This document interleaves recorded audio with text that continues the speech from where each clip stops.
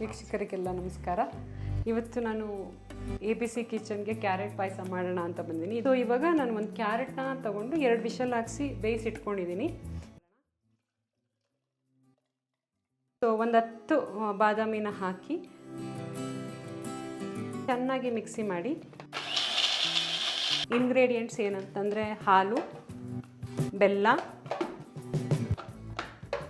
ಗೋಡಂಬಿ ಮತ್ತು ದ್ರಾಕ್ಷಿ. ಬಾದಾಮಿ ಆಗಲೇ ಹಾಕಿದ್ದೀವಿ. ಪಾಯಸ ಮಾಡಲಿಕ್ಕೆ ಶುರು ಮಾಡೋಣ. ತುಪ್ಪ ಹಾಕಿ